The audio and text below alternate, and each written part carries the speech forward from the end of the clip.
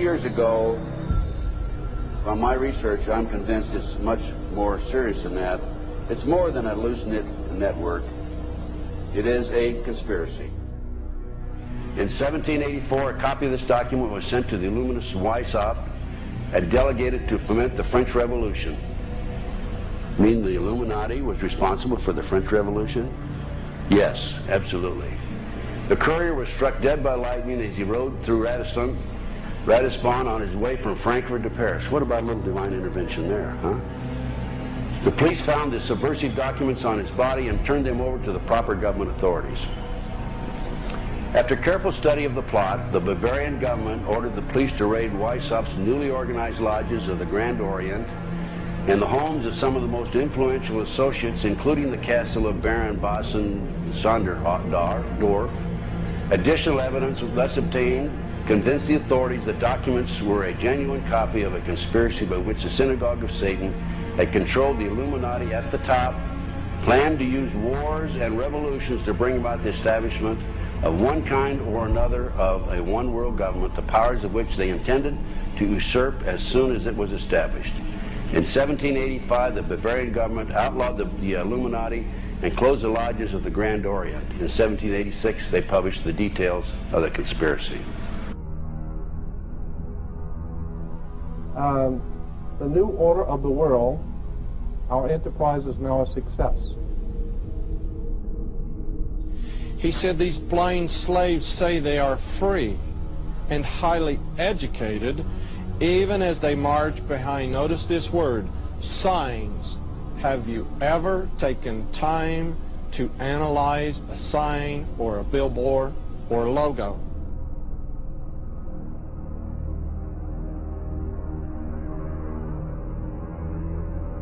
We'll start up here. In 1784, an act of God placed the Bavarian government in possession of evidence which proved the existence of the continuing Luciferian conspiracy. This explains the previous 9 pages, goes into it in detail. We don't have time to do it completely.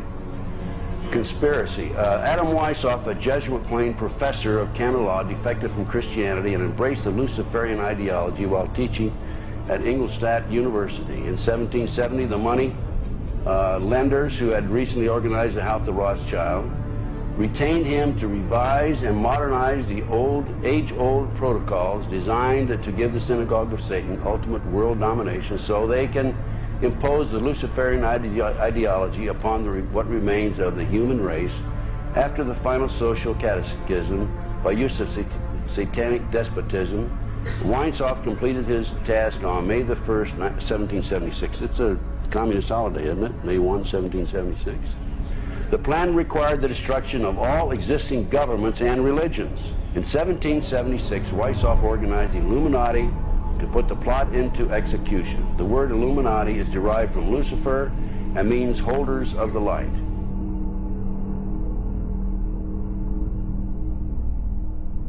Weishaupt's revised plan required his Illuminati to do the following things to help them accomplish their purpose. 1.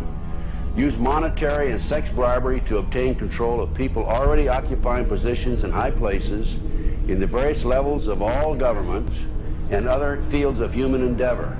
Once an influential person had fallen for the lies, deceits, and temptations of the Illuminati, they were to be held in bondage by application of political and other forms of blackmail and threats of financial ruin, public exposure, and physical harm, and even death to themselves and their loved ones. Number 12. Told those present that they must use their wealth to have candidates chosen to public office who would be obedient to their demands and would be used as pawns in the game by the men behind the scenes. The advisors will have been bred, reared, and trained from childhood to rule the affairs of the world. Number 13, control the press. Number 16, infiltrate into the secret Freemasonry to be used for their purposes. That's been documented many times. Number 17, expound the value of systematic deception, use high-sounding slogans and phrases, and advocate lavish promises to the masses, even though they cannot be kept. I will not forget the wound to our country and those who inflicted it. I will not yield. I will not rest I will not relent in waging this struggle for freedom and security for the American people. So I don't know where he is. Nor do, I just don't spend that much time on it. We will not tire, we will not falter, and we will not fail.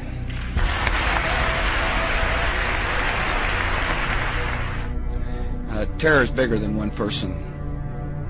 And I remember he was telling me how you're gonna see soldiers looking in caves for people in Afghanistan and Pakistan and all these places, and there's going to be this war on terror, of which there's no real enemy. Who knows if he's hiding in some cave or not?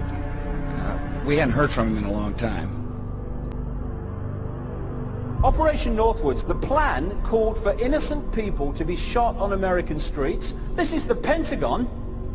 For boats carrying refugees fleeing Cuba to be sunk on the high seas.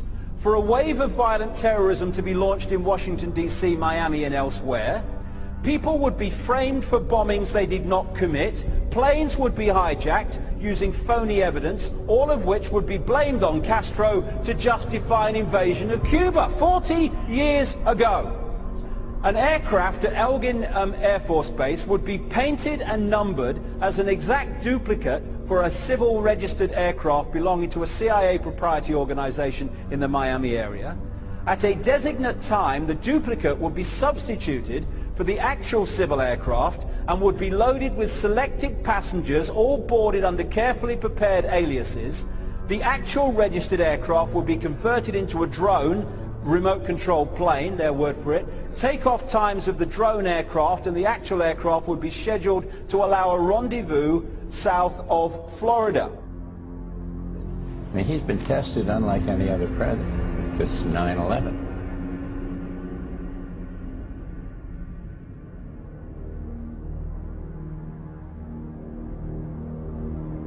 We have in this past year made great progress in ending the long era of conflict and Cold War.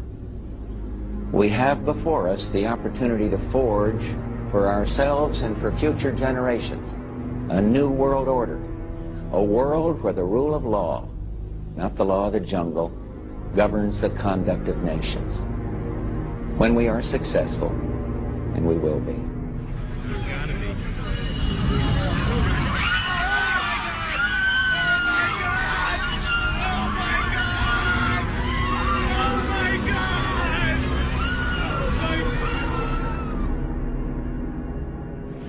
He argued that the use of any and all means to reach their final goal was justified on the grounds that the ruler who governed by the moral code was not a skilled politician because he left himself vulnerable and is in unsuitable position to his throne. He said, those who wish to rule must have recourse to cunning and to make-believe because great national qualities like frankness and honesty are vices in politics.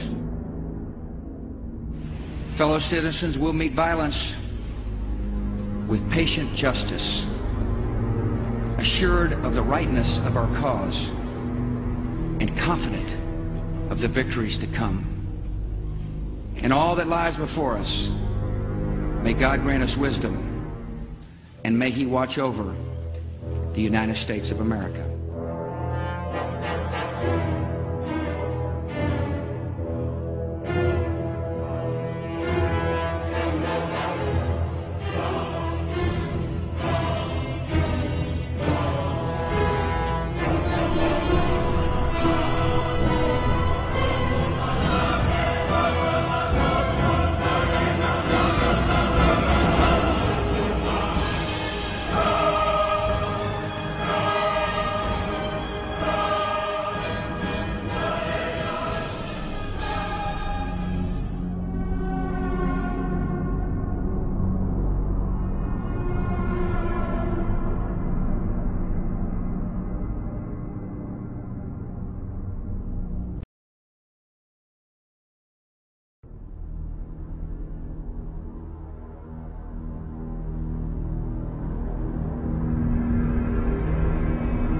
Union Banking Corporation was liquidated by the U.S. government, and Prescott Bush received $1.5 million for his holdings in his Nazi business, and that was the beginning of the Bush family fortune for all intents and purposes.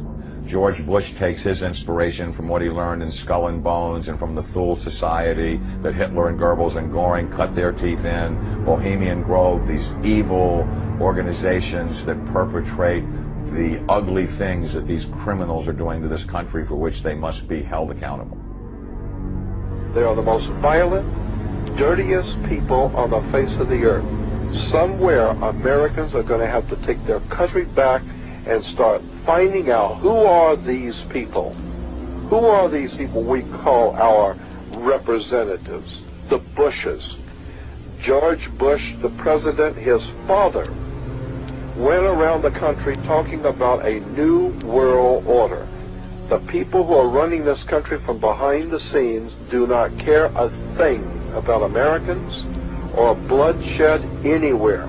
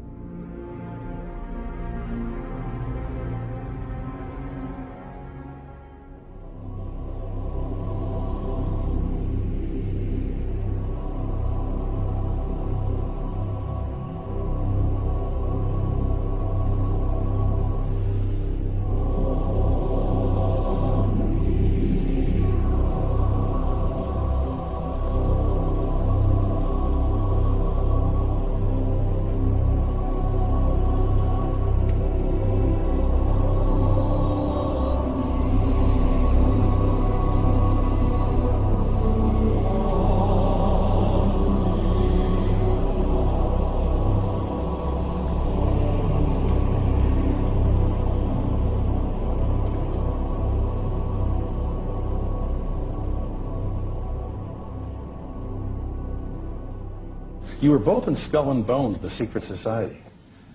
It's so secret we can't talk about it. What does that mean for America? The conspiracy theorists are going to go wild. I'm sure they are. I don't know. I haven't seen the web. Number 322. Sir. Were you a member of Skull and Bones from college in Bush? Were you in the same secret society? That's all right. Let me answer his question. Whoa! Don't chase me! I can't do anything!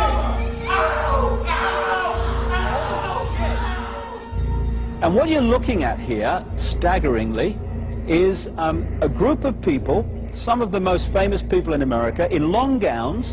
Behind them there, you see a 40-foot stone owl. And there's the fire between them, next to the lake at Bohemian Grove. Now, one might wonder, understandably, why the people that run the banking, political, economic system and the media in America should be dressed in long robes doing a ceremony to a 40-foot stone owl. I think we should be told. No doubt you'll be hearing about all the differences between John Kerry and George W. Bush. But we've discovered they do have something in common. During their respective college days at Yale, they both belonged to a group called Skull and Bones.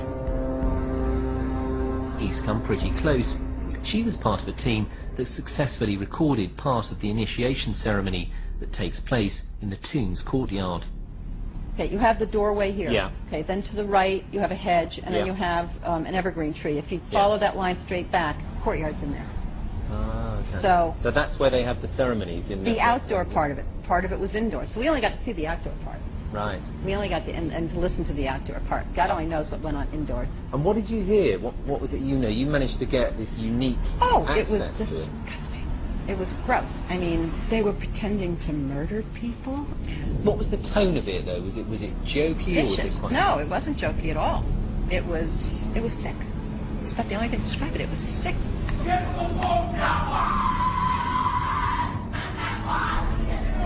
What you're hearing is the first recording ever made of the Skull and Bones initiation ceremony. It has never been broadcast before.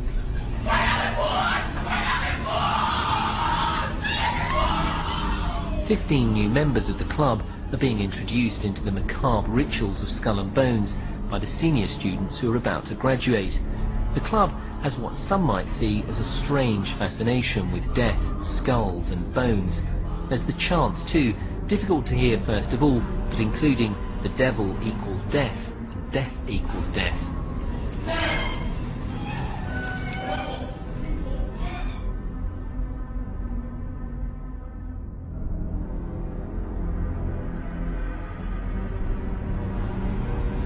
But when you get into a secret society of spirit worshippers, then, and especially when you're invited there by the direction of the higher-ups in the spirit world, you never get out of there alive.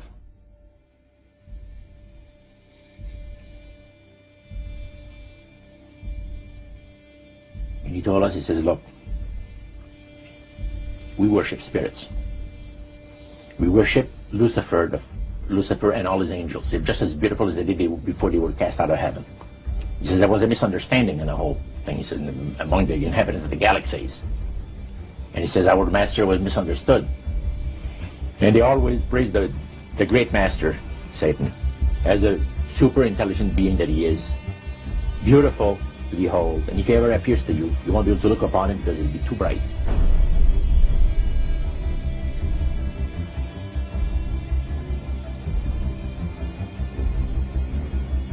What have Herbert Hoover, Art Linkletter, Jack London, and Richard Nixon all had in common? Well, they've all been members of the exclusive all-male Bohemian Club in California, where every year at this time the elite from around the country get together for 2.5 weeks of fun and games. Among its members are businessmen like Leonard Firestone and Edgar Kaiser, and political figures like Gerald Ford, Henry Kissinger, William French Smith, and George Shultz. President Reagan, Vice President Bush, and Defense Secretary Weinberger are members of other camps. Richard Nixon is a Bohemian, and so are high-ranking executives of such companies as Eastern Airlines, Standard Oil of Indiana, and Bank of America. Privacy is one of the Grove's most cherished virtues. Members may not photograph, record, speak, or write about activities at the retreat.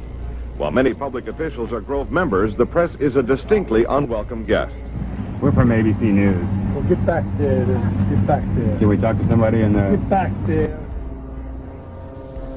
You see, for over 120-plus years in Northern California, in Sonoma County, on a 2,700-acre secluded redwood grove, leaders from around the world, prime ministers, chancellors, presidents, governors, again, the heads of industry, banking, academia, the media, Hollywood, travel there to engage in bizarre, ancient Canaanite, Luciferian, Babylon mystery religion ceremonies. We were inside 4 hours. That's only one day out of the 2 weeks that they meet there for the admitted Summer Fire Festival of the Bohemian Club.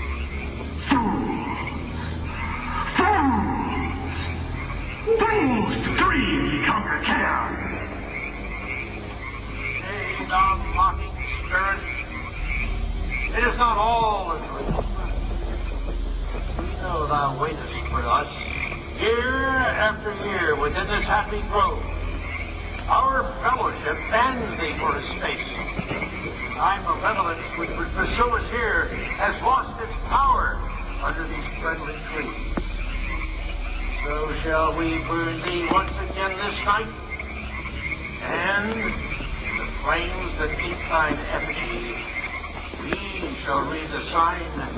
Midsummer sets us free. He shall burn me once again.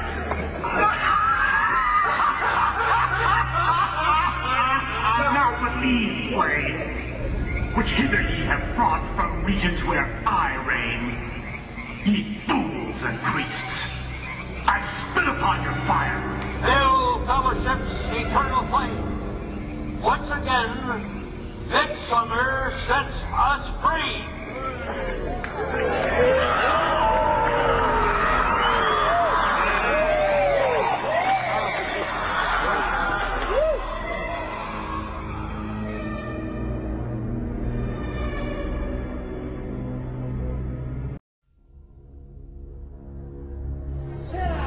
The Bohemian Club, as you say, the Bohemian Club, that's where all those rich Republicans go up and stand naked against redwood trees, right? I've never been to the Bohemian Club, but you ought to go. It'd be good for you. Get some fresh air.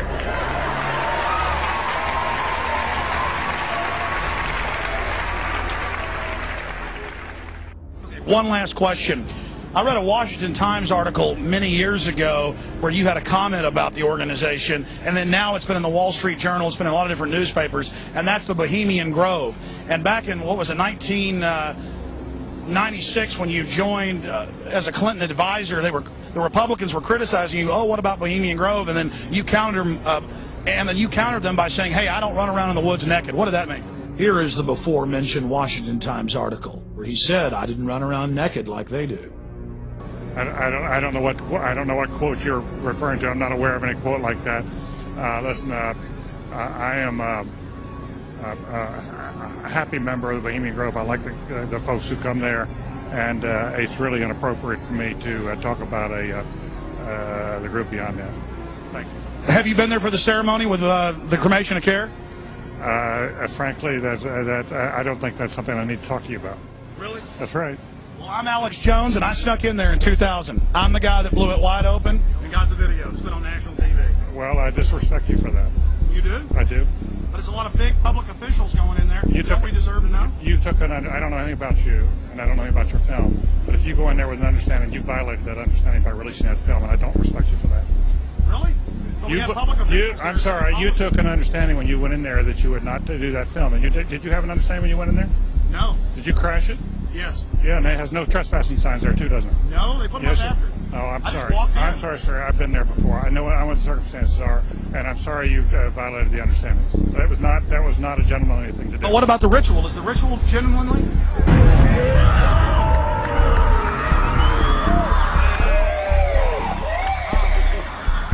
Sir, everything. I don't owe you this comment. This is what's called ambush journalism, and I disrespect you for that as well. So thank you and goodbye. The ritual? It's none of your damn business.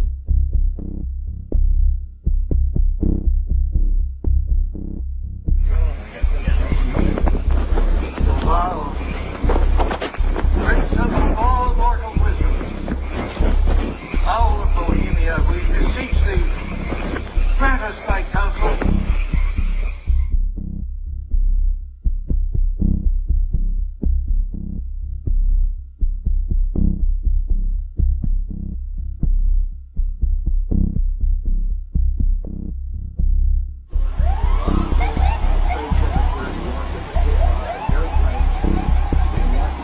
Oh my God! Oh my! Oh my God! Oh my God! Oh my God! I told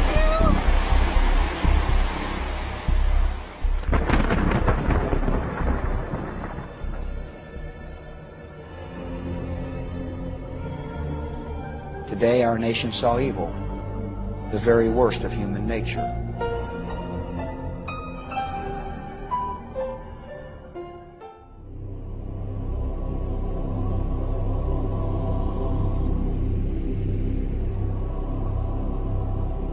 They had exactly the same agenda, and that was for bringing in this New World Order.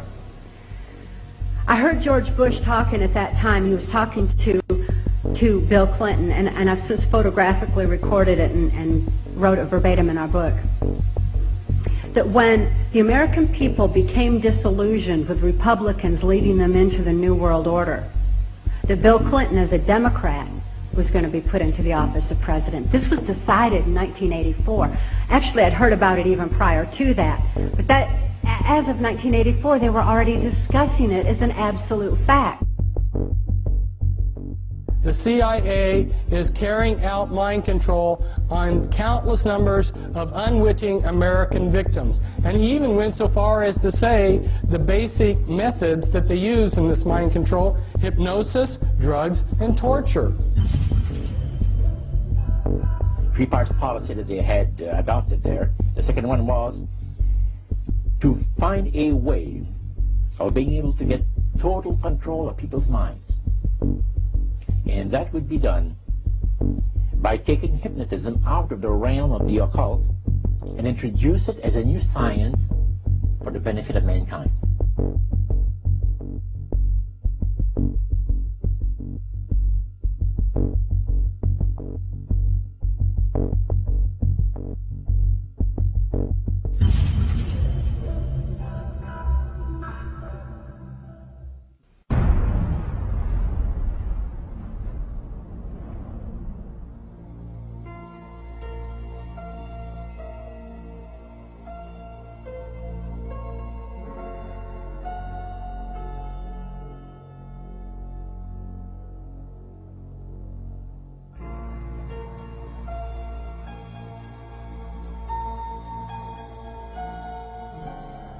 Reflecting a policy of genocide either against the Tibetan people themselves or against their culture.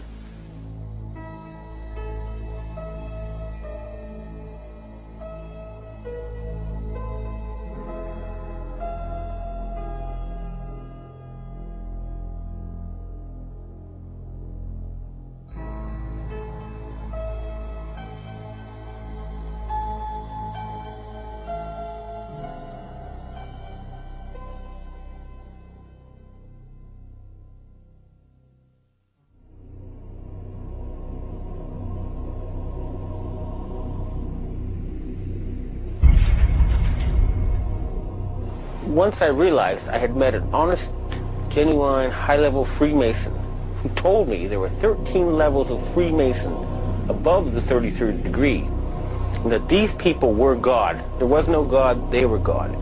So I asked them about their plans to kill people, and they said, yes, there are too many people on the planet. We need to get rid of several billion, and war doesn't seem to work, so we're going to use disease and starvation.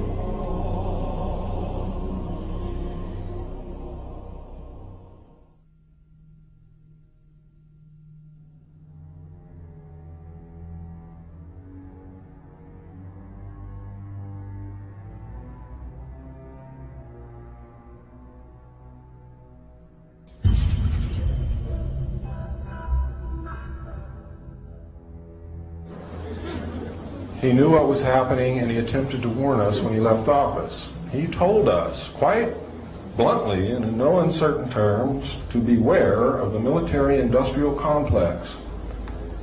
And who is the military-industrial complex?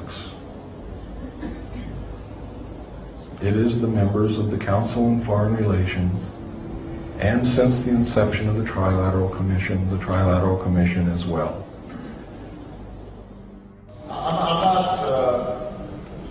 The Council on Foreign Relations, I don't know if I'm an official member. I've spoken there before.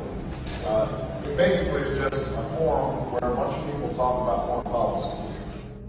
Was made up of the Executive Committee of the Council on Foreign Relations.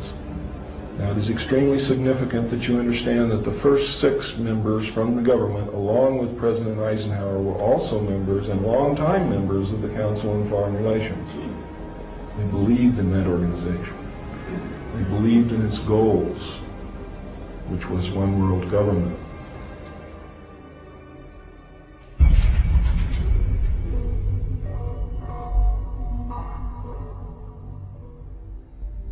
Number 15, create industrial depression and financial panic, unemployment, hunger, shortage of food, use this to control the masses or the mobs and use the mobs to wipe out all those who dare to stand in the way. Well, I'll tell you right now, every expert I've talked to is talking about food shortage. And it's coming, I'm convinced. What were they? Because I'd never seen anything like that. And his statement was that if he told me, I would be one of few people in Madison, Georgia that knew about them. And he says they're disposable coffins. And they were stacked, he told me, 15 high.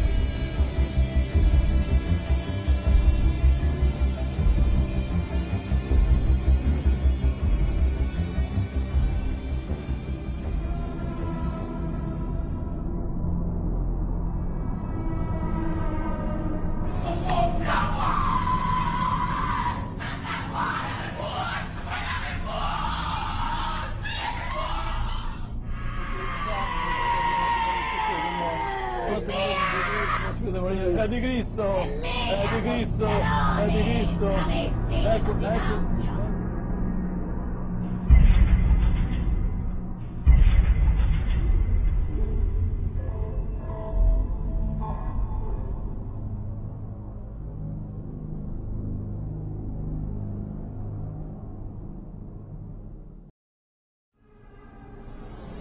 One of the driving forces behind this movement, the Illuminati, is the satanic cult movement in this country today. So I began my little journey forward.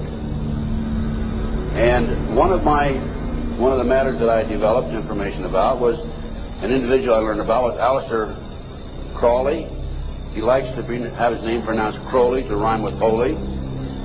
And the Satanists today, and for the number of years in the past, have basically used his philosophy and his writings as a guide.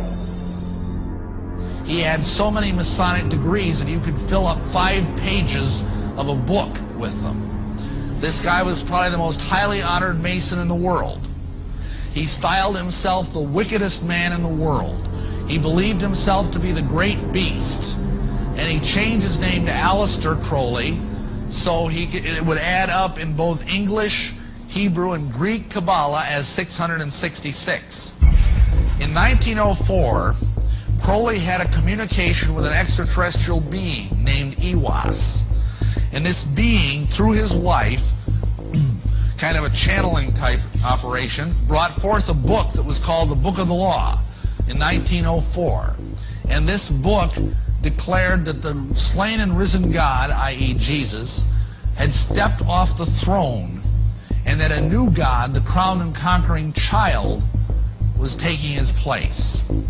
As a result of this, Crowley proclaimed the end of Christianity and the start of Crowleyanity. Crowley taught that the way you could live forever was by vampirizing little children sexually. And he personally bragged of having slaughtered 150 male children in 1 year. This is why he was called the wickedest man in the world. And now listen to this sentence, folks, closely. For the highest spiritual working, one must accordingly choose that victim which contains the greatest and purest force. A male child of perfect innocence and high intelligence is the most satisfactory and suitable system. We're talking about human sacrifices.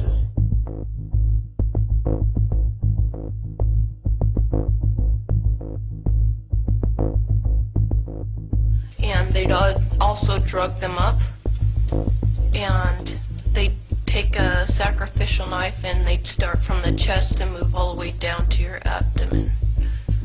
And then that's how they sacrificed, and they'd collect the blood and they'd drink it.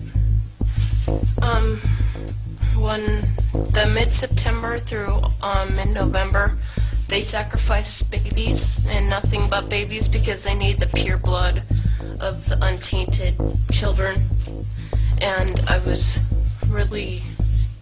I didn't understand what it was like. I just can't believe I'm seeing this every year of my life.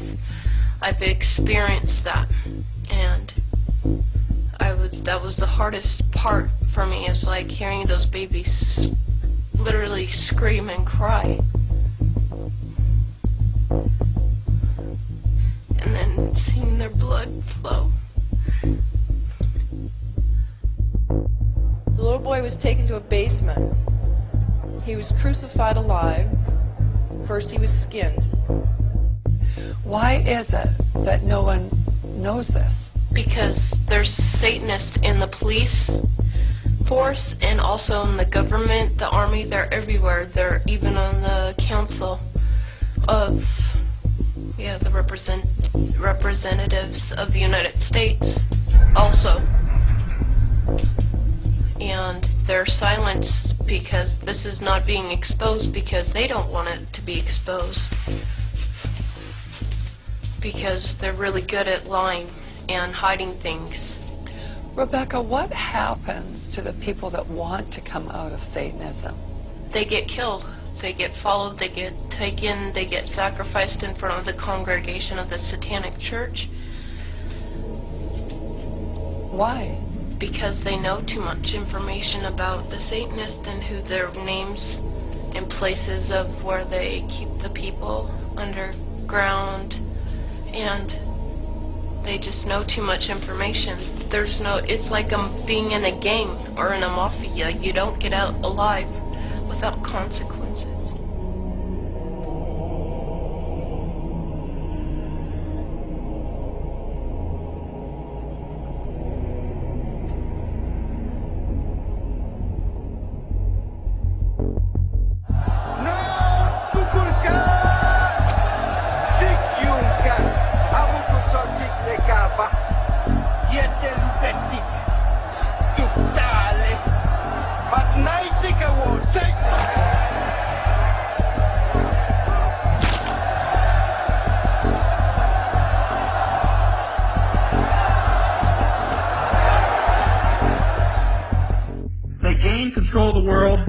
Bankrupting their own businesses.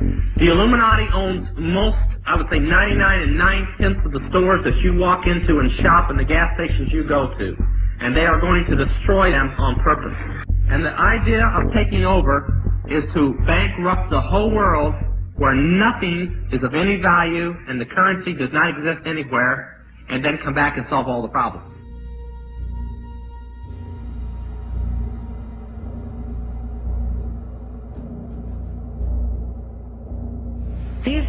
These guys who are manipulating my mind and programming me for mind control purposes claimed, and these criminals in control of our country as well, claim to be gods, demons, and aliens in order that I feel totally helpless, in order that I felt like they were beyond my realm to affect.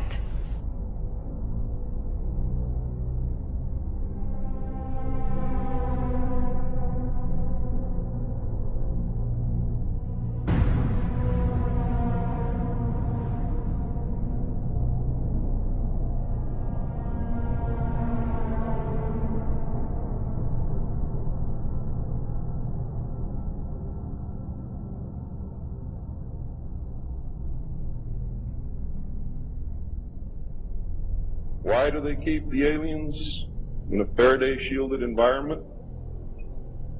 Because they have a tendency to disappear right through walls. And if you can prevent the transmission of electromagnetic energy, you can stop them from doing it. Then the medium said, we have a very special surprise tonight for you people. A spirit will manifest itself openly here in a few minutes and right through the wall. Now the lights weren't terribly bright, but they were like living room lights. A couple of floor lamps and maybe some of these. And that translucent being seemed to come right out of the wall. How did you feel right at that moment? It's almost like my heart stopped a little bit. You know, very weird feeling. So it was a lady in a beautiful evening gown, swirling. And she said to Mary, my dear sister, you are so wonderful to have asked for me.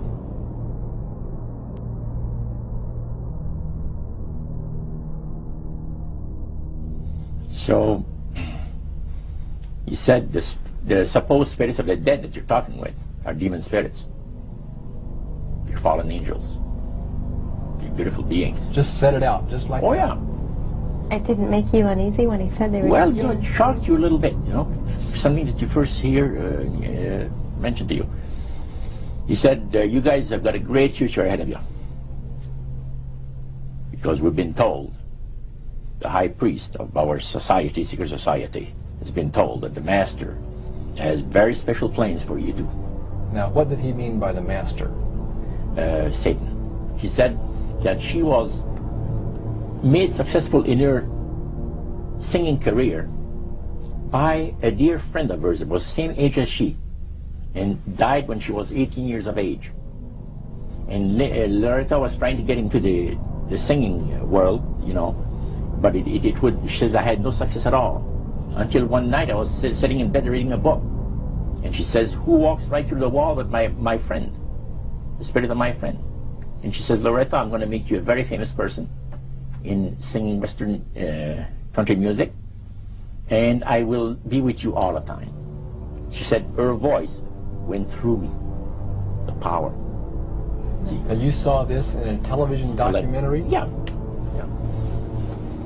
This was, I believe, 1976 it took place. Now, the priest explained that when people believe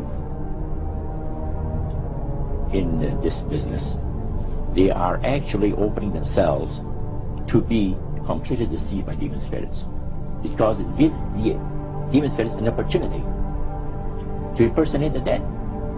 See? And for people to believe their lies. Isaiah 14 and 11 even speaks of vials being built into his body. Vials are pipes. The piper is calling you to join him. The Illuminati doesn't produce rock music to entertain you. They don't produce rock music to make money. They don't need that money. They own everything anyway. They do it to put demonic influence in your life.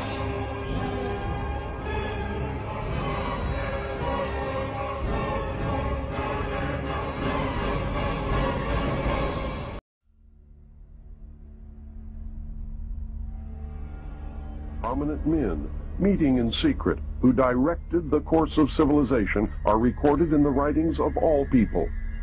The oldest is the Brotherhood of the Snake, also called the Brotherhood of the Dragon, and it still exists under many different names.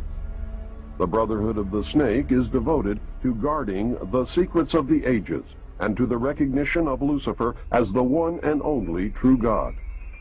If you do not believe in God, Lucifer, or Satan, you must understand that there are great masses of people who do. And their beliefs and actions based upon those beliefs will affect me. The important fact to remember is that the leaders of both the right and the left are a small, hardcore of men who have been and still are Illuminists or members of the Brotherhood. They may have been or may be members of the Christian or Jewish religion, but that is only to further their own ends. They are and always have been Luciferian and internationalist. They give allegiance to no particular nation, although they have used, on occasion, nationalism to further their causes. Their only concern is to gain greater economic and political power. The ultimate objective of the leaders of both groups is identical.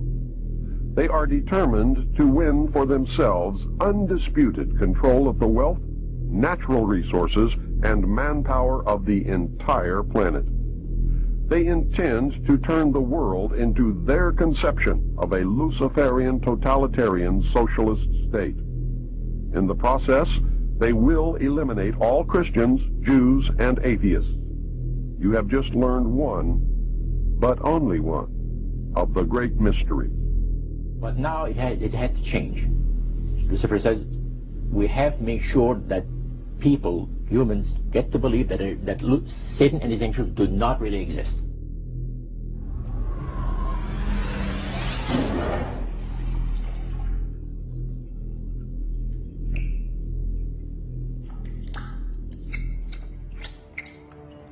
That's what they're trying to do. They're trying to disconnect us from multidimensional infinity so that we don't see the world from that perspective, and therefore see through the illusion and see through the nonsense and see through the lies. And then once they've disconnected people, they then program this lower level of our consciousness with a reality that suits them. And therefore, the only information that they have to get a fix on how they see life themselves and reality in general is through the eyes and the ears. And who controls that? The Illuminati control that. They're trying to disconnect us from multidimensional infinities, and then once they've disconnected people, they then program this lower level of our consciousness with a reality that suits them. If there's a reality out there pertaining to any alien influence, we need to sort out the government misinformation and disinformation and mind manipulation techniques that they're using. I know for a fact that the plan is to make all of us feel totally helpless, that what's happening is beyond our realm to affect because we've been taken over by aliens, that our Independence Day is dawning. So beware of that. Understand that those criminals have been keeping information and technology from us under their blanket of national security. They are 25 years ahead of us at least. They're way ahead. So when they say, it's aliens, and they show us some incredible technology, don't fall into the trap of feeling totally helpless, that this is beyond our realm to affect. Superstition begins where knowledge leaves off. And they have been keeping knowledge from us for a long time. People have all kinds of belief systems. And I'm sure each and every one of you has various and different belief systems as well. I'm not saying that there's no such thing as aliens. That would be foolish of me to even say anything like that at all. But what I am saying is that it was my experience that these were people claiming to be aliens. People in this world who are about to destroy the sovereignty of nations, take away our Bill of Rights. The UFO thing is integrally tied into this in some way. I'm not exactly sure how, but if extraterrestrials are real, then they're controlling everything, believe me. If they're not real, they're being used as a threat from without to scare people into coming into this one world global unity of humanity in order to face that external threat. And in the process, we're going to lose. The ordinary man will lose. You need to understand, disinformation is deliberate deceit to hide other things. And so there's so much of that. And some of it is surprisingly well-sponsored disinformation. I'm going to sum up this talk and mention an overview of the alien agenda. The alien agenda is really decimate the planet, to take the remaining human subjects as slaves, and the aliens would use this planet for their own means. My question I'd like to ask is this. If the aliens have a 1,200 IQ, can speak all these languages, and are so powerful, what prevents them from just taking over? Well, it's a good question. We're an alien species to them, and our germs have a tendency to kill them. They're also a dying race, and they're in far worse condition than anybody with the worst case of terminal cancer. They are in need of us to some degree. And some of it is surprisingly well-sponsored disinformation. So I think my question is actually to Clifford Stone. You said that you had seen aliens on a craft that had crashed. I wondered if you could describe what they looked like. I could, but it would probably take a whole lot of time. The reason I state that, when I got out in 1989, we had cataloged 57 different species. You have individuals that look very much like you and myself that could walk among us and you wouldn't even notice the difference.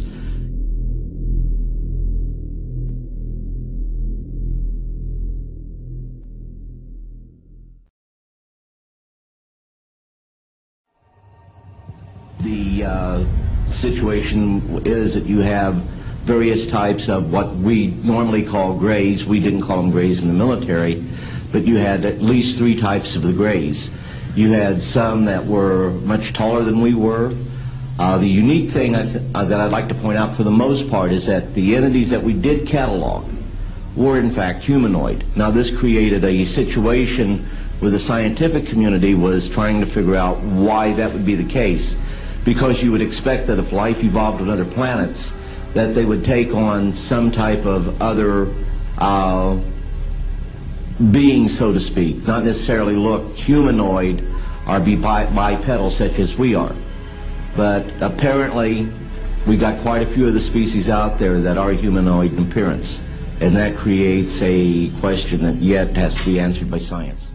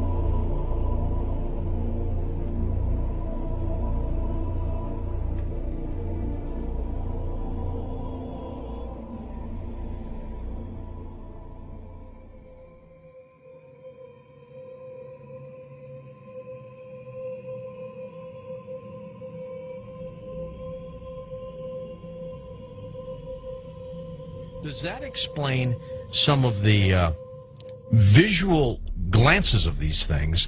They seem to just simply disappear. They're gone.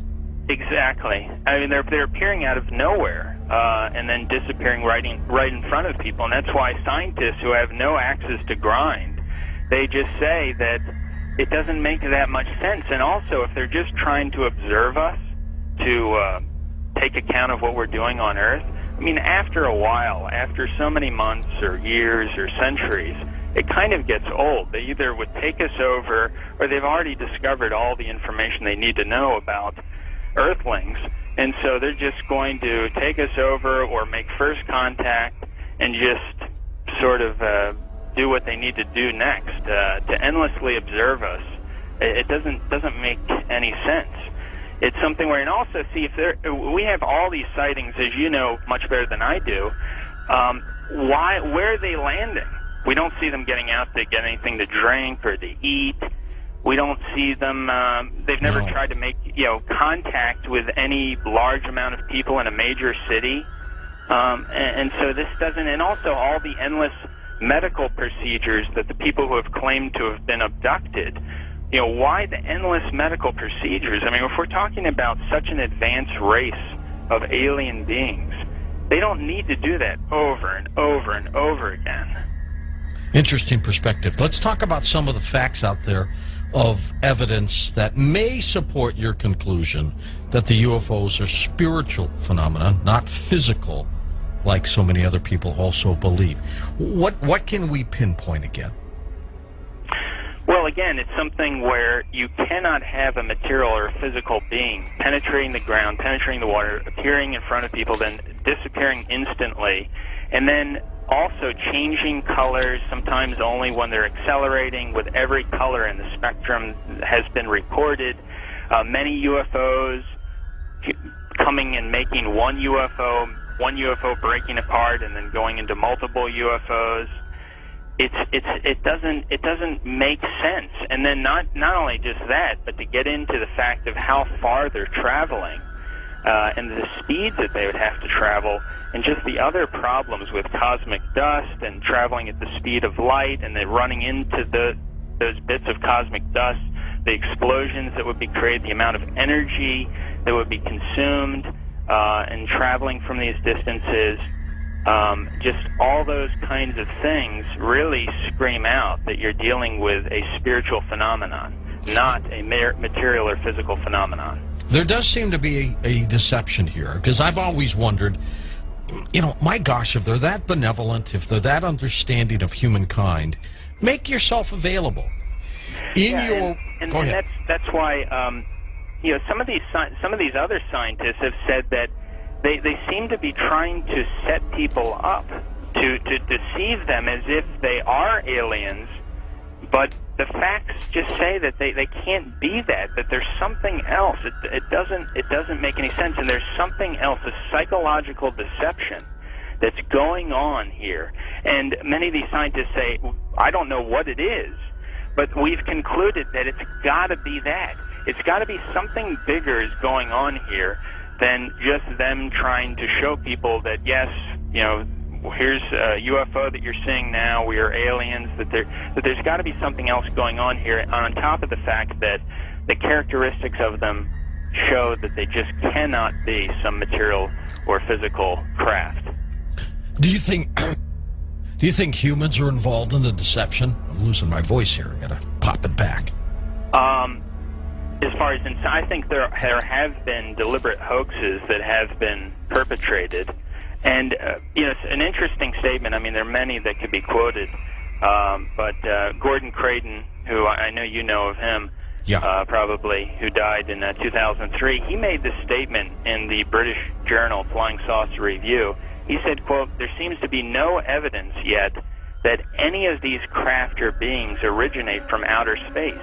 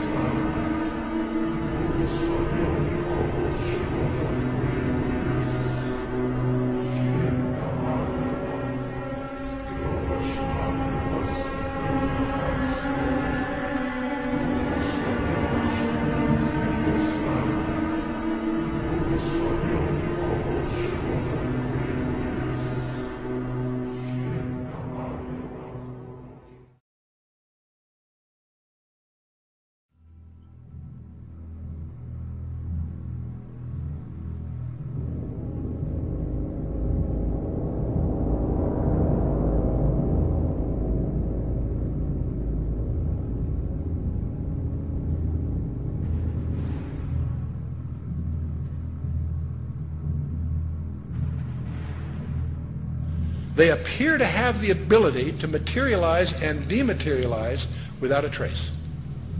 One of the great mysteries of the UFOs isn't seeing them, is trying to figure out where are they when you don't see them. Some people say, well, they're from another galaxy. Most physicists will debunk that for lots of reasons. They seem to pose that way, but for lots of, if they came, if there are that many coming from another galaxy, you think you'd sense the traffic. We'll come to that with some more reasonable explanations, and you're going to discover the two top researchers in the last century, really, is Jacques Vallée, France, and J. Allen Hynek, the American. Now, J. Allen Hynek was head of astronomy at Cornell, and he set out to debunk this nonsense about UFOs, and he became one of the most ardent, competent, balanced researchers in the trade. J. Allen Hynek, he died a few years ago. Both of these respected researchers came to the conclusion that they're not intergalactic. For lots of physics, there are a lot of physics rebuttals to that conjecture. They both argued that these things are demonic. Their term. They've written many, many books. You can check them out. These are not religious people. They're not people with any kind of personal agenda. But they came to the conclusion that these things, on the one hand, and by the way, we take for granted that we strip away the nonsense and the hoaxes, set that aside. There's tens of thousands of files you have to wallow through.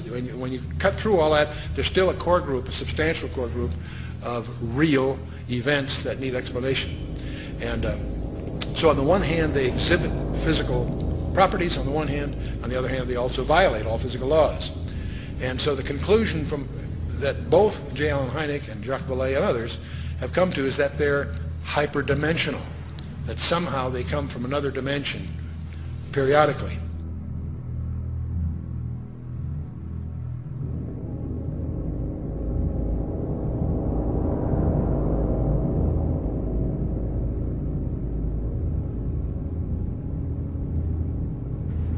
But both of them came to the conclusion that these creatures are hyperdimensional. They're not from some other galaxy.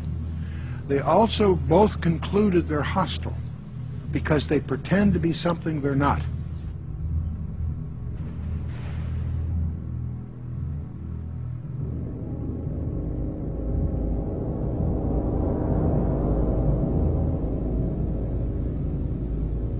Just getting the image. Franklin, we see a long line, a couple of star-like things, and a lot of things swimming in the foreground. Can you describe what you're seeing? Well, the long line is a tether, and there's a little bit of debris that kind of flies with us, and it's illuminated by the sun at such low angles. So there's a lot of stray light, and it's getting washed out quickly, but Claude is trying to do a quick, good job here adjusting the cameras. It wasn't until a few years ago that I really started to get into researching all this information, looking at, going through thousands of pages of information about UFOs that just confirmed, what I had already believed about this phenomenon. That I believe the evidence clearly points that they are, in fact, demons. And, there are others, Brother Michael, who are now beginning to believe that as well. So you're not out there all by yourself anymore. So these demons would make them then spiritual phenomenon. I would take it, right? Yeah, I think when you look at it, there's certain characteristics that everyone will agree has been seen and demonstrated also by these UFOs, such as they penetrate the ground, they penetrate water, they disappear in front of people, they appear right in front of people. One person will see a UFO and the person next to them will not see the UFO. They change colors, sometimes only one accelerating. They change shape, they change size. Many people have made the comment that they seem like they're alive almost. And so these are all characteristics of something that's not a physical or material being or construction. It's got to be something that's a spiritual phenomenon with those kinds of characteristics.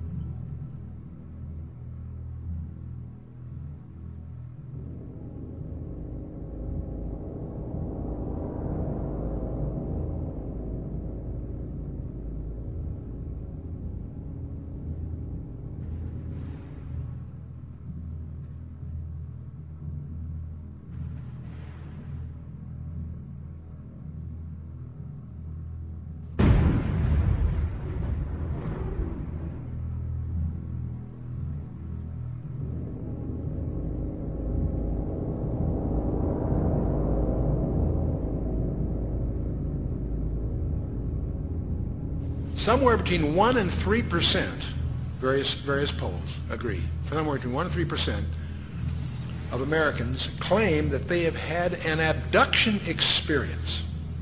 That's over 5 million people, or in that neighborhood. Not a few thousand deranged people, not a few, disaffected. This is, we'll talk a little more about this. This is a very, very disturbing phenomenon in the counseling profession. Now, part of the problem of the UFOs is they have some paradoxical behavior. On the one hand, they're seen by multiple competent witnesses. They are plotted on radar, sometimes multiple radars simultaneously. They leave tangible traces on the ground, sometimes radiation, evidence of burning, and other things. So they are apparently real in the sense of being physical, on the one hand. There are photographs. Sometimes they show up on photographs, sometimes they don't. But here's the problem. While they seem to be tangible on the one hand, they exhibit behavior that can't possibly be physical. They can go in excess of 6,000 miles per hour without sonic booms. What on earth does that mean? I'd like to know how they do that trick. They've been plotted making right-angle turns at over 16,000 miles an hour. That defies the laws of physics. That's now perhaps the most disturbing thing of all. They appear to have the ability to materialize and dematerialize without a trace. In his book, Secrets of the UFOs, ufologist Don Elkins made the following observation. I have found that some people can achieve the contact phenomenon simply by being hypnotized, and the same general message permeates over 90% of the millions of words received by thousands of people around the world. No one knows what hypnosis is. No one knows what goes on in the mind. It's an altered state of consciousness like yogis and witch doctors have been practicing. It loosens the normal connection between your spirit and your brain, and of course if the hypnotist can control you, make all kinds of suggestions, make you think things are happening that are not happening, make you think you have powers that you don't, experiences that you haven't, even implant memories. Other beings, if there are other minds out there, they could also do the same thing.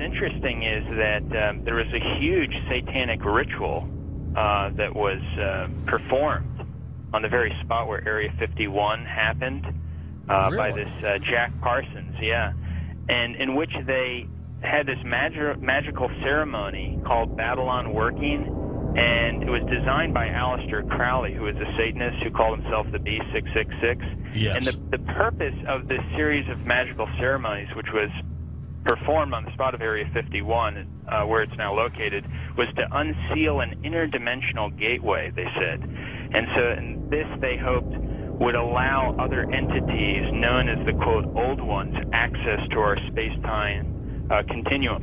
And this witness said that he saw Jack Parsons rip a hole in space-time there, and he said that something evil flew in.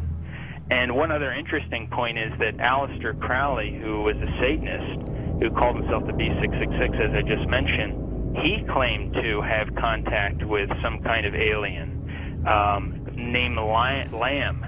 And this Lamb, he drew a picture of this alien that he was in contact, receiving messages from this being. And the picture that he drew of this alien, it's a striking resemblance to the common gray ET drawing.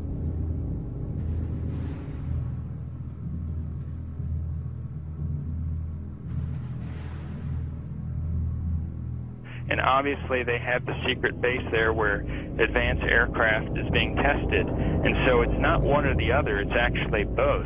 And what's interesting is this fellow Jack Parsons, who was the main person involved in the satanic ritual, he was involved in creating some of the most advanced technological stuff that we have right now in rocket propulsion systems. He was even involved with a lot of stuff that NASA does. They even named a crater on the moon. It's called the Parsons Crater. It was named after Jack Parsons. Right. So you see all the connections here. You know, I've long believed that if there is satanic activity on this planet, and I believe there is, if they are in constant communication with these demons, or even if they conjure them up, Brother Michael, is it possible they do with their rituals and things like that?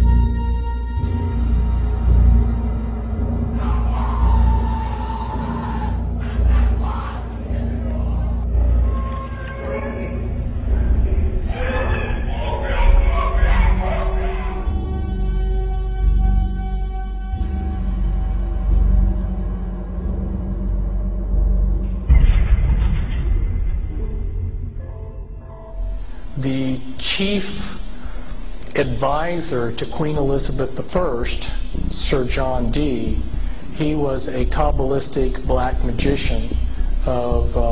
He had gone to the continent and learned from the top Jewish Kabbalists black magic, and he was the chief advisor in the British Empire. And he created Enochian magic and the Enochian language, which the Illuminati, which are hiding behind the Jehovah's Witness headquarters, they use Enochian rituals. Sir John Dee conjured up demons or angels, okay, with his black magic. The beings that he conjured up, there were pictures drawn of them, and they look identical to what we call gray aliens. Okay, and tell you something. And then I visit with debriefing people that came out of high levels of the Illuminati, and these different types of aliens are participating in Illuminati rituals.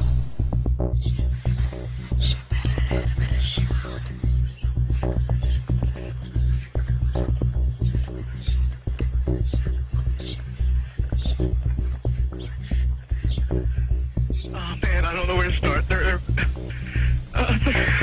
gonna they'll triangulate on this position really soon. You can't spend a lot of time on the phone, so give us something quick. Okay,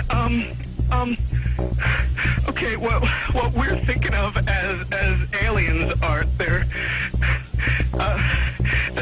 extra dimensional beings that an earlier precursor of the space program made contact with. They are not what they claim to be. They have infiltrated a lot of aspects of the military establishment, particularly the Area 51. The disasters that are coming, the military, the government knows about them, and there's a lot of safe areas in this world that they could begin moving the population to now aren't. But they're not doing anything. They are not. They want the major population centers wiped out so that the few that are left will be more easily controllable. Discharge.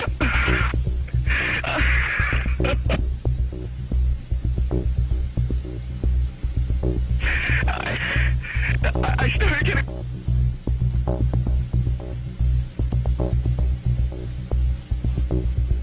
In some way, something knocked us off the air, and we're on a backup system now. It's the government, or... I don't know. It has to be something, though. Well, did you hear... Now, you tell me, because you were listening. That was awful strange. There was a really weird guy on the air when it went off? Yeah. Hello? You didn't disconnect me before, did you? Were you on earlier tonight? No, not, towards the end of the last hour, you said, east of the Rockies, you're on the air, and your voice was immediately replaced by the operator saying your party has not connected. Oh, well, see, as you can now tell, I don't screen calls. So Right. what happened, obviously, was that I answered the phone just at the very instant that you had been ringing, as long as they were going to let you ring. Yeah. And so that occurs, obviously. Sometimes I go to a line and it's dead and nobody's there, and that's what's happened. You know, we just were on the cusp there. Anyway, I'm glad it made it back through. Yeah, you got all my paranoia buttons running. I always get very nervous when I call you. I'm Brian. I hung up on you last week. Oh, I see. And I just figured, damn the torpedoes. I'll just do this and let the chips fall where they will. All right. Everybody, I am the Area 51 caller. That's my statement, and let you or whatever tear it apart. You claim you're the Area 51 caller? I am the man. How do you account for the fact, Area 51 caller, that part of the way through your spiel, the satellite went down? I have no idea, and it scared the heebie-jeebies out of me that night. I've called a number of times on your specialty line nights doing different, kind of wacky characters, and I didn't know what you wanted me to do. I knew it was very difficult for me to prove to you, but I just thank you for your patience in dealing with me up to this time. All right.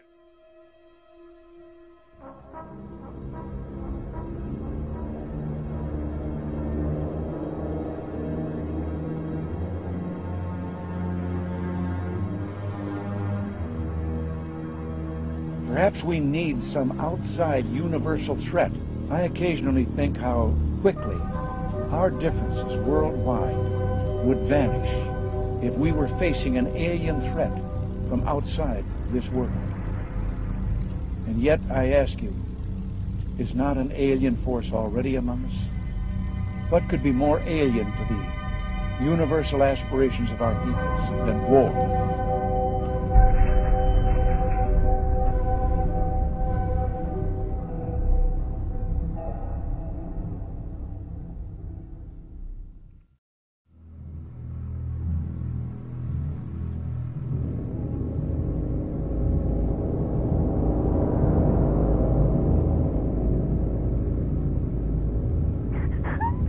I pray that her mind may be opened to her.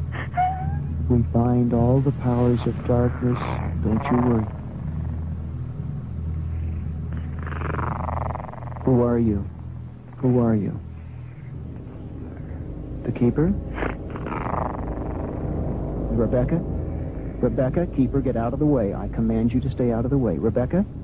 Yes. Say, I, Rebecca, I, Rebecca. want love. Stay out of the way, Keeper. Stay out of the way. Love. I want out.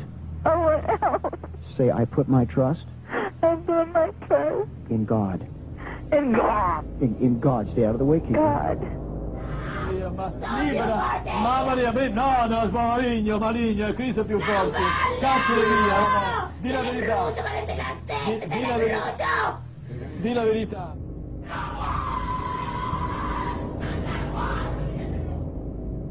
So what they're doing, in effect, is using the secret society network they've set up to manipulate these bodies into power, but in doing so, they're putting themselves into power because they're controlling the mental and emotional processes of these vehicles.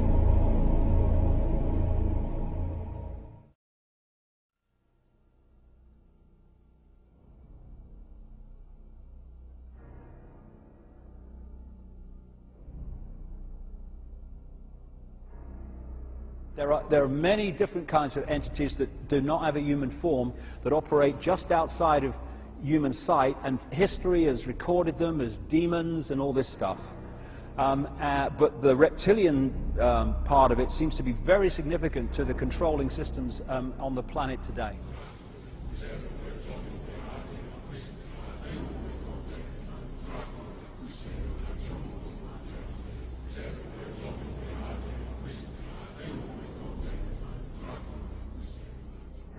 Today, there's a lot of genetic experiments and Nephilim being created that are hybrids, and This is a very important part of what the Illuminati is doing.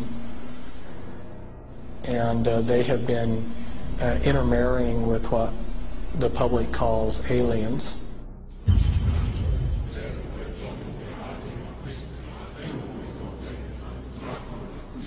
So that these people aren't human as we would know human. They've been pretty thoroughly demonized. The bottom line is I have concluded that there are no good aliens. The aliens are demons, and we've got a mixture going on of demons and flesh and blood, and we've also got other genetic experiments.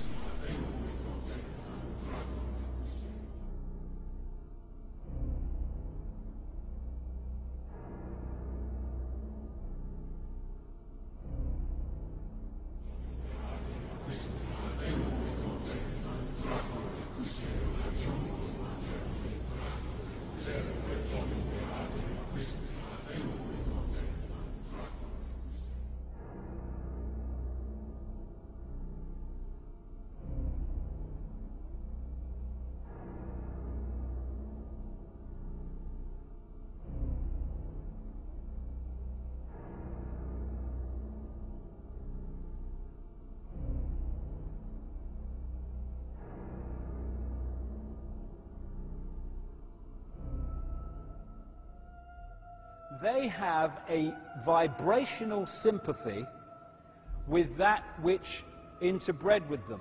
And this doesn't have to be physical interbreeding either.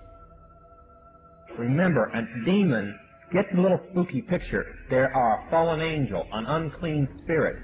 They can assume any form or go into anything. I have concluded that there are no good aliens. The aliens are demons.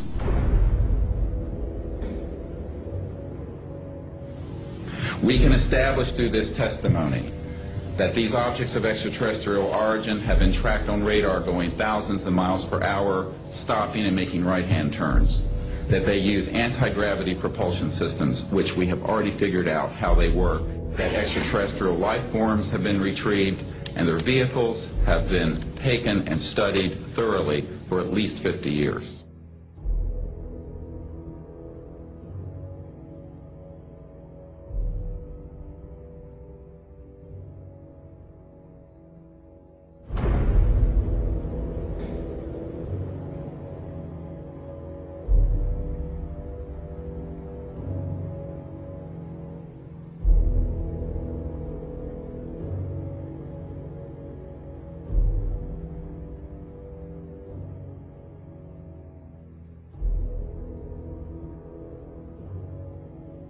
It's human nature to want to believe in some race of benevolent space brothers that will come and save us from ourselves.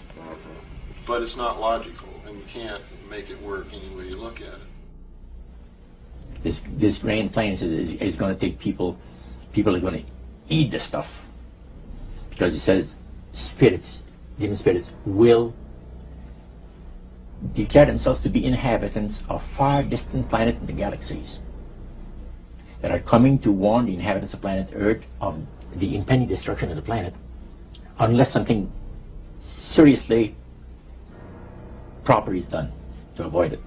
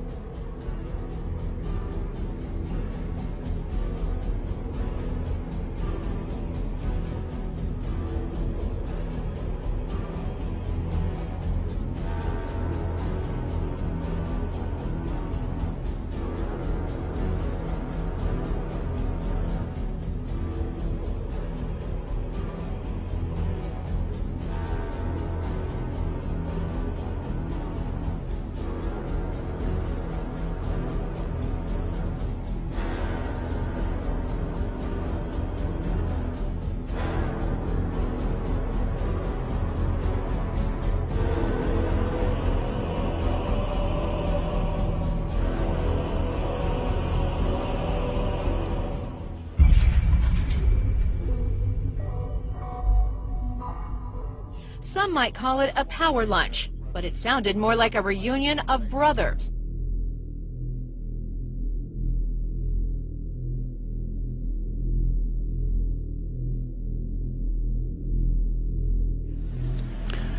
The Illuminati were to obtain control of the press and all other agencies which distribute information to the public.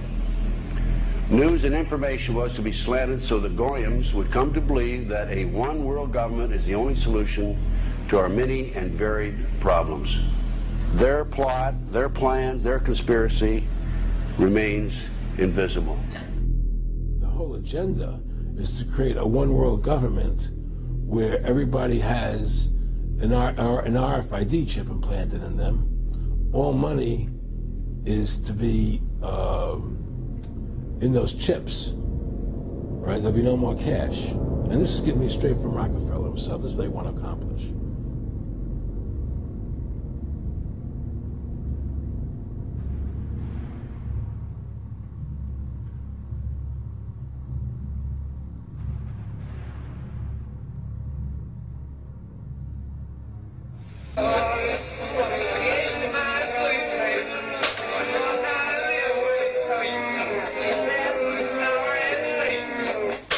And then he says at the end of this is he will give you 666.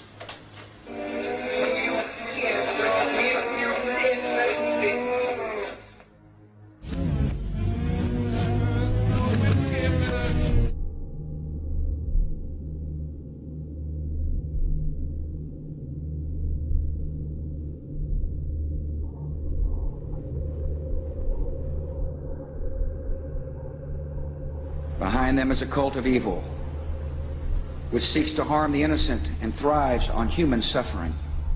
Evil has found a willing servant.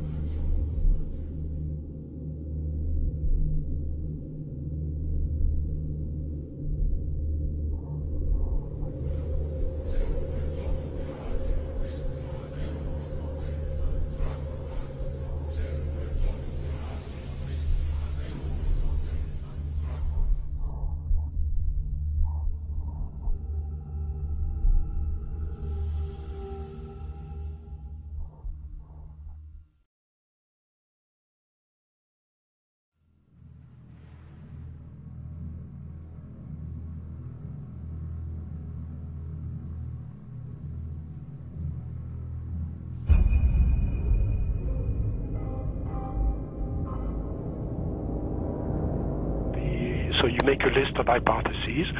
This is obviously not a natural phenomenon, and the extraterrestrial explanation seemed to be the best one. Why shouldn't we know that there's got to be life throughout the universe? So why shouldn't it be able to come here, especially since there must be civilizations there that are thousands, if not millions of years ahead of us? But then, as you get more and more data, you realize that's not what the witnesses are describing. What the witnesses are describing is something that, in many cases, comes out of nowhere, disappears into nowhere. There are cases of objects becoming transparent on the spot, physical objects, material objects. And I have no question that people have said, well, Vallée doesn't believe this is physical. Well, of course it is physical. It's material at some times, but it can also change shape. It can also merge with other objects, and it can also disappear on the spot. Well, if it does that, then it could be from anywhere, anytime.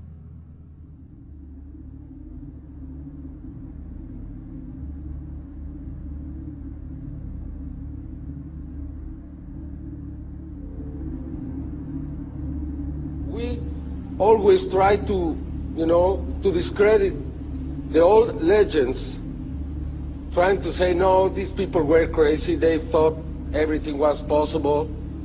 But now we have the videos, and that's the big difference. Could you believe There are videos now of probably angels in the sky.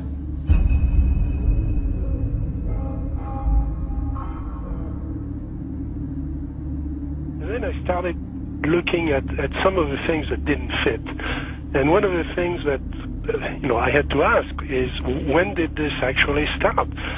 Every UFO book starts with, on June 24, 1947, Kenneth Arnold saw something about cranium and so on. Well, that's not really true. I mean, we have data from the 30s and the 20s and from 1896 and 1897 all over the United States, and then you can go back in history. And many people don't want to hear that. They want to hear that this is, if you follow the first level extraterrestrial theory, then ETs, discovered us when the atom bomb went off and they came here to study us. Well, that's not what the data says. So when did it start? And I found, an enormous wealth of data going back to medieval times and even before. Of course, as you go back in history, you lose the cultural context, and it's harder to understand the data. But in medieval times, there were records, especially the records of the church, that were kept very, very carefully about strange phenomena. The skeptics are always saying, well, give us your best case and we'll take it apart. There is no such thing as one best case in any field. You have to look at an accumulation of cases and look for patterns, and then that's how the phenomenon reveals itself to you. And for a long period of time, or for a period of time, I believed it was extraterrestrial. I now believe it is interdimensional, the phenomena. In other words, we're looking at so-called spirit beings from another dimension. And I back this up in the new book by equating it to ancient manuscripts where these beings manifested to human beings and what their reactions were, and then comparing it to reactions present day of people who have had encounters, and the similarities are striking. Because first of all, you say to yourself, why would let's say anyone deliberately crash saucers in Roswell, New Mexico, and then allow the bodies to be retrieved? What are these bodies, in fact? And it took me a long time to figure this out. And this is a theory, okay? There's a difference between the grays, the little guys, right, that we see that have now been enculturated with the big black slanted eyes that are about 4 feet tall, all right? Those, let's just call them the grays because pretty much everyone knows them as grays. But there's another creature which people and abductees talk about that they see on board the ships, and these are tall beings, and they assume different forms. Sometimes they can appear as reptilian, other times they can appear as insectoid, other times they can appear as Nordic. In other words, in my opinion, they're shapeshifters. Now, why would I say that? What backs it up? There's a scripture, once again, from our spiritual handbook, which says that basically fallen angels can appear as angels of light if they so choose. Okay. They can appear as angels of light if they so choose. That's a shapeshifter, but it shapeshifts. It can appear as whatever it wants to appear. Insectoid, reptilian, who knows what the thing really looks like. In my opinion, it's probably a reptilian. Apparently there was some sort of a confrontation, there was some sort of a war between these beings, sides were drawn up, and we're kind of like, we're almost like cannon fodder in a way. This unseen war, which is happening in another dimension all around us that we don't see.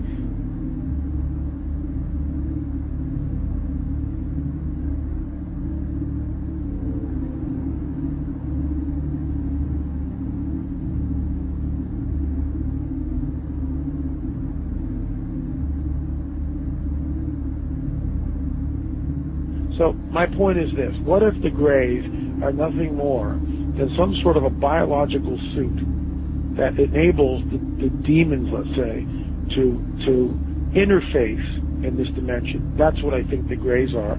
That's why they're expendable. Me thinking, I wonder if there's some sort of like a biological clone or some sort of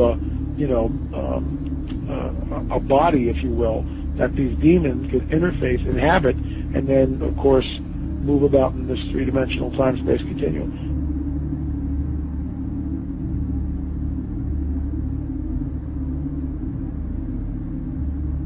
When you go back and you read the Book of Enoch, which, by the way, is found in the Dead Sea Scrolls, it amplifies the mischief that these fallen angels got into in and around the time of Genesis 6, which is why it was a global flood, because the Nephilim were on the earth, and these guys were all over the earth. And some of these skeletons that have been unearthed, specifically in Turkey, were over 30 feet tall. As we pushed west in Ohio and different places, they found mounds, and they would do primitive archaeological digs.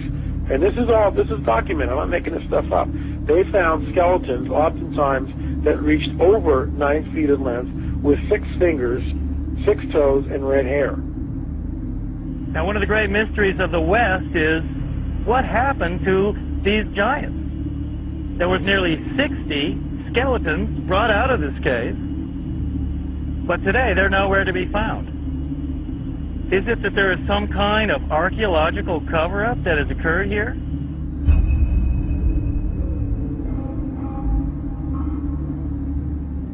The main point is that that term is used of angels, fallen angels.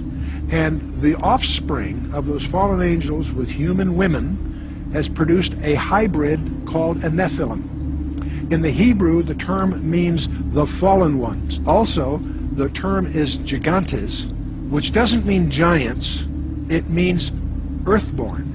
There was a gene pool problem on the planet Earth. Is that where the Bible then says that Noah was perfect? He wasn't perfect as his generations, verse 9. He was perfect in his generations. The word perfect is tamim, meaning physical defects. You know, when you see something like that, it's overwhelming. It will change your worldview.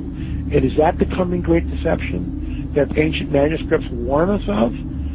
Here's a prophecy from 2,000 years ago, that what is coming on the earth will be so bizarre that even the elect would be deceived if that were possible. An object videotaped by many and seen by thousands over several nights in the Arizona sky in 1997. Major sighting here.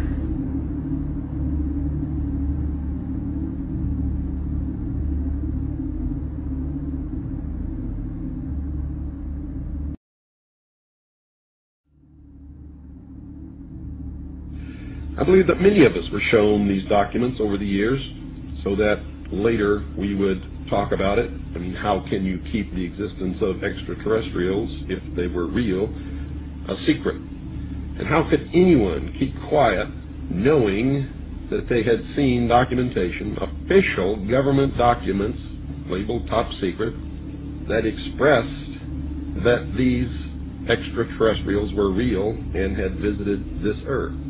I wanted to know just how true all of this was, and I began a program of research to find out if extraterrestrials were real.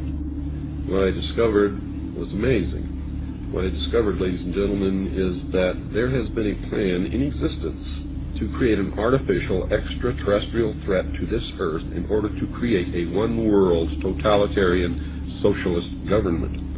All the bombardment of the public with movies about flying saucers in the 50s, right after the United Nations Treaty was signed and the UN Participation Act was pushed through Congress, and all of the incidents since that have convinced the majority of the American people that flying saucers are real and extraterrestrials exist, and that flying saucers are from an extraterrestrial origin. This is being promulgated in many ways, by television commercials, in the movies, in the newspapers, by creating incidents either real or imagined.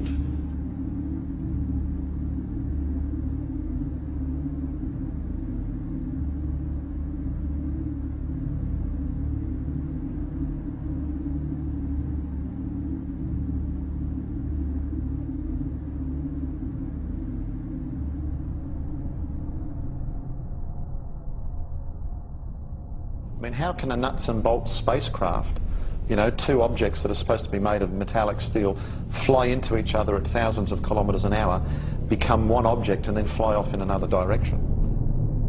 He says the UFOs do not seem to exist as tangible, manufactured objects. They do not conform to the natural laws of our environment. They seem to be nothing more than transmogrifications tailoring themselves to our abilities to understand. The thousands of contacts with the entities indicate that they are liars and put-on artists. The UFO manifestations seem to be, by and large, merely minor variations of the old-age demonological phenomenon.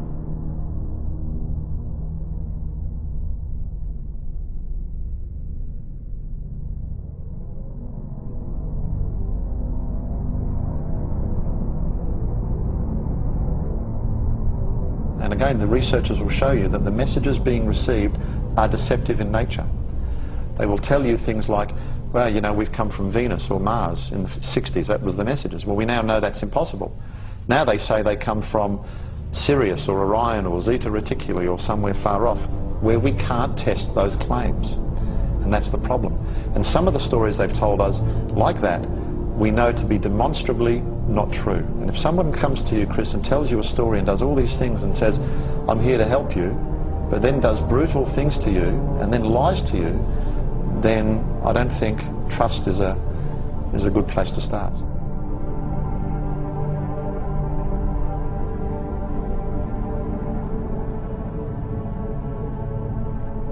There is no evidence, I wish to emphasize, that these life forms from elsewhere are hostile towards us.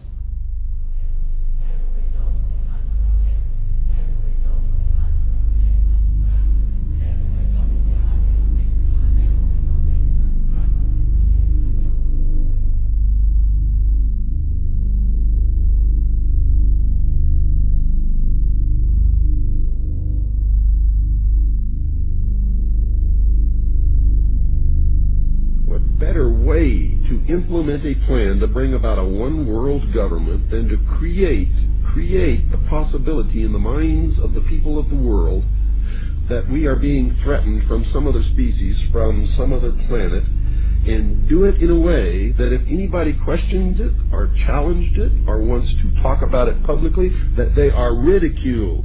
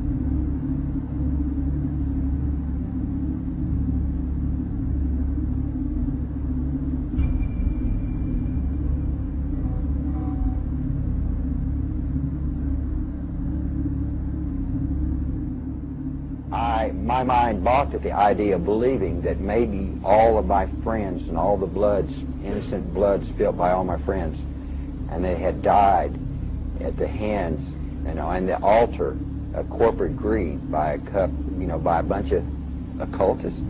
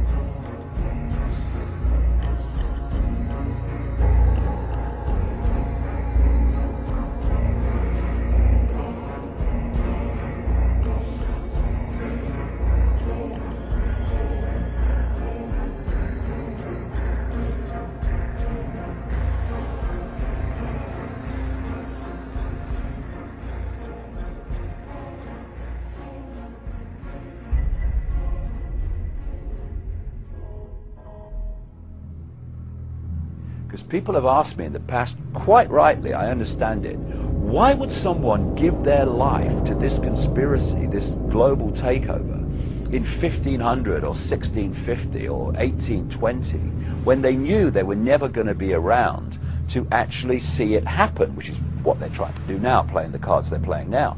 The answer to that is they were just vehicles. These entities are the common force passing through history.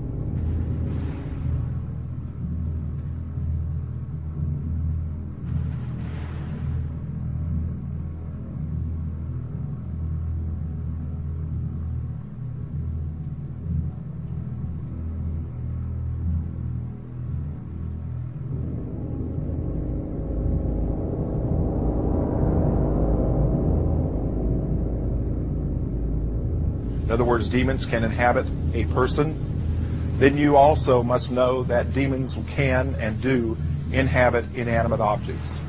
I've seen it happen over and over again.3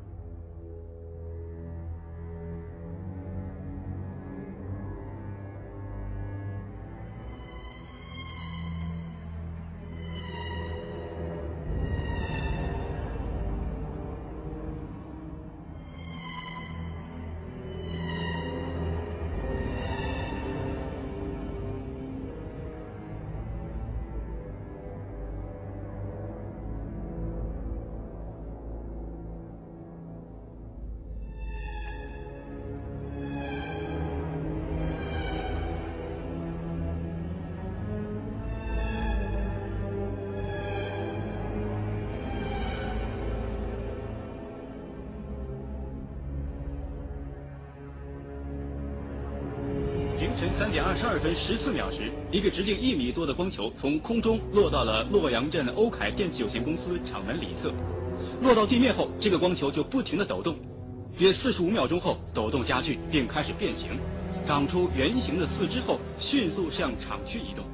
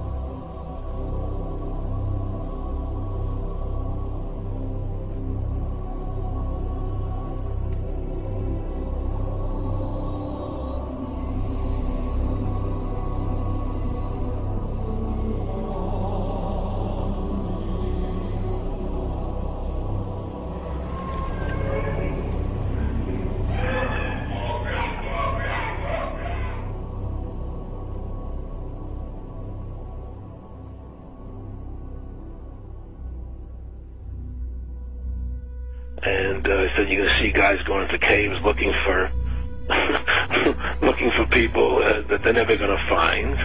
You know, he's laughing about the fact that you have this war on terror. There's no real enemy. He's talking about how by having this war on terror, you can never win it because it's an eternal war, and so you can always keep taking people's liberties away. And I said, how are you going to convince people that this war is real? He said, but the media can convince everybody it's real. I mean, you know, it's just that you keep talking about things, you keep saying it over and over and over again, and eventually people believe it. Our war on terror begins with Al-Qaeda, but it does not end there. Multiple intelligence estimates have warned that Al-Qaeda is actively planning attacks on the United States homeland from its safe haven in Pakistan.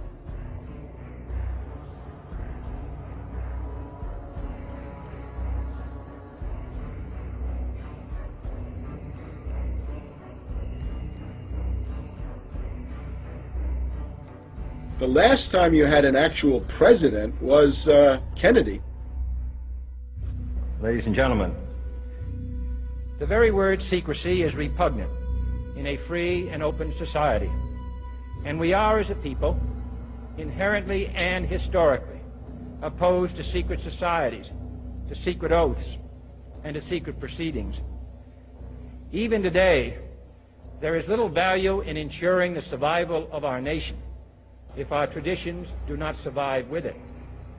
And there is very grave danger, for we are opposed around the world by a monolithic and ruthless conspiracy that relies primarily on covert means for expanding its sphere of influence, on infiltration instead of invasion, on subversion instead of elections, on intimidation instead of free choice, on guerrillas by night instead of armies by day.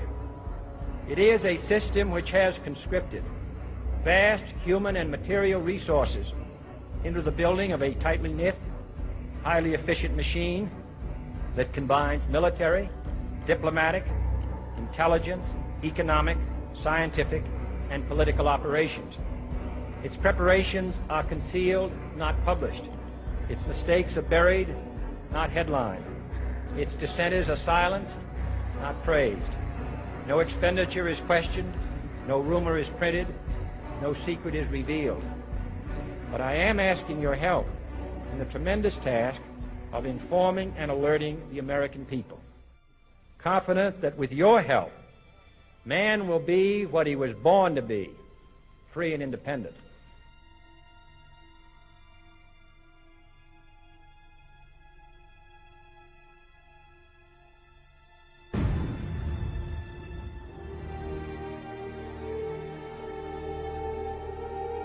For I have complete confidence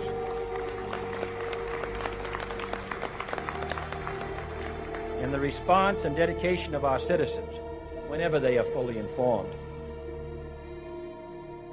When we are successful, and we will be. And we will be.